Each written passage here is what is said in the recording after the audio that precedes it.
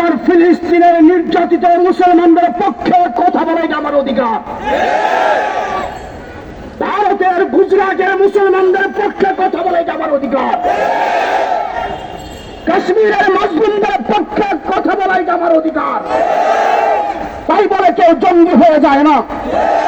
শেখ হাসিনা তাকে ক্ষমতায় বসানোওয়ালা ভারতকে খুশি করে ক্ষমতাকে স্থায়িত্ব করার জন্য বাংলাদেশে বিগত 16 বছর জঙ্গি নাটক মঞ্চস্থ করেছে মাত্র। আমার জিজ্ঞাসা, যদি 76 কেজি মামলা সত্যই হবে, তাহলে মামলার চূড়ান্ত রায়ের আগে মুফতি হান্নানকে তড়িঘড়ি করে কেন ফাঁসির কাস্টে ঝুলানো হলো?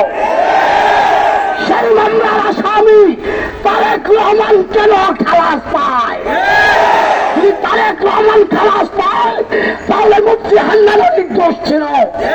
তাকে ফাঁসি দেওয়ার বিচারে হাসিনারও বিচার কার্যকর করা উচিত।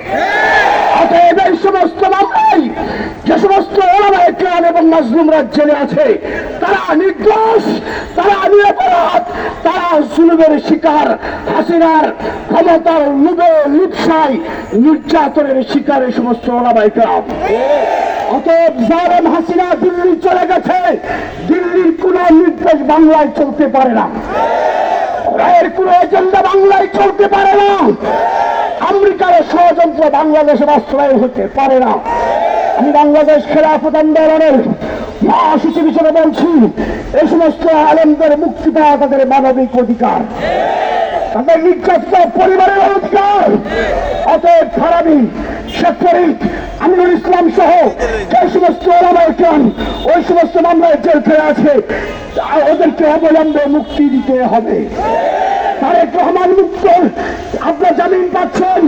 বাবার সাহেবরা অস্ত্র মামলা থেকে মুক্ত হয়ে স্বাধীনভাবে ঘুরে বেড়াচ্ছেন, তাহলে মুক্তি ওলামায়ে কেরামের অধিকার। অতএব মুক্তি দিবেন, নচেত আলেমদের সাথে বৈষম্যহীন মুক্তি আন্দোলনের সাথে খেলাফত আন্দোলন একাত্মতা ঘোষণা করে মানে আনতে বাধ্য হবে।